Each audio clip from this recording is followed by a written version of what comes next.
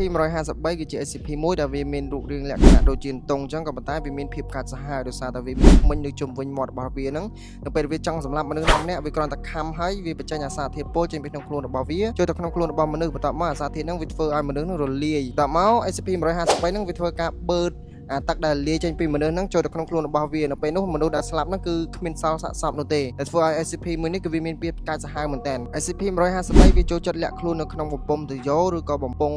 បង្ហូរទឹកលូអញ្ចឹងណាវាចូលចិត្តលាក់ខ្លួននៅក្នុងហ្នឹងហើយឬមួយទៀតវាចូលចិត្តលាក់ខ្លួននៅក្នុងបន្ទប់ទឹកនៅពេលដែលមានមនុស្សណាចូលទៅក្នុងបន្ទប់ទឹកអញ្ចឹងវាធ្វើការវាប្រហារវាសម្លាប់មនុស្សយកតែម្ដង SCP មួយនេះវាមិនត្រឹមតែសម្លាប់មនុស្សទេនៅពេលដែលវាជួបមនុស្សគឺវាសម្លាប់មនុស្សហើយនៅពេលដែលវាជួបសត្វគឺវាសម្លាប់សត្វតែម្ដង SCP មួយនេះវាមានឥទ្ធិពលខ្លាំងដោយសារវាអាចបញ្ចេញអាសារធាតុពុលចេញពីក្នុងខ្លួនរបស់វាចូលទៅក្នុងខ្លួនរបស់មនុស្សហើយបន្ទាប់មកអាសារធាតុហ្នឹងវាចូលជ្រាបចូលទៅក្នុងខ្លួនរបស់មនុស្សហើយវាធ្វើឲ្យមនុស្សហ្នឹងអាលាយបន្ទាប់មក SCP-153 ហ្នឹងវាធ្វើការបឺតអាសារធាតុអាលាយហ្នឹងចូលទៅក្នុងខ្លួនរបស់វាហើយធ្វើឲ្យគេហ្នឹងអាចរកសាកសពអ្នកដែលស្លាប់នឹងបានទេ SCP-153 នេះវាមានរូបរាងដូចជាតុងបានក៏ប៉ុន្តែវាមានលក្ខណៈវែងខុសពីធម្មតាដោយសារលក្ខណៈរបស់វាហ្នឹងមានប្រវែងជា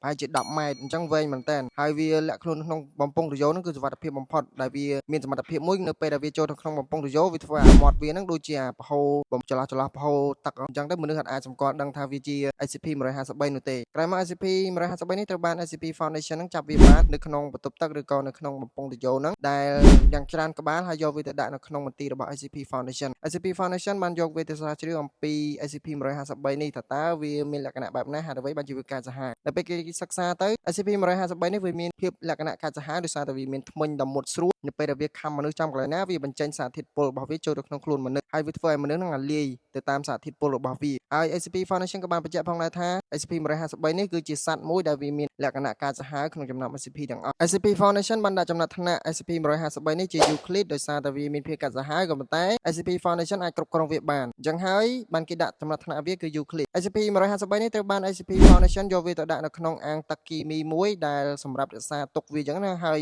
អាងទឹកហ្នឹងគឺមានកម្ពស់ខ្ពស់ដើម្បីកុំឲ្យវាអាចលោតចេញបានហើយអាងទឹកហ្នឹងគឺអត់មានបាតខាងក្រោមទេបាតខាងក្រោមគឺបិទជិតអញ្ចឹងណាហើយប្រើប្រាស់សារធាតុមួយដែលវាអាចទម្លុះបានទេអញ្ចឹងទៅ SCP-153 ហ្នឹងវាជាប់នៅក្នុងហ្នឹងរហូតហើយ SCP Foundation បានធ្វើការរក្សានិងឃុំវាអត់ឲ្យមានអ្នកណាចូលទេហើយក៏អត់ឲ្យមានបុគ្គលិកណាមួយចូលដែរលុះត្រាតែមានការអនុញ្ញាតពី SCP Foundation ហើយវីដេអូខ្ញុំមានតែប៉ុណ្្នឹងទេអរគុណអ្នកគ្នាដែលបានទស្សនាវីដេអូនេះតាំងពីដើមដល់ចប់កុំភ្លេចចុច Subscribe Channel របស់ខ្ញុំមួយអ្នកមួយផងដើម្បីទទួលបានវីដេអូថ្មីអូខេអរគុណអ្នកគ្នាបាយ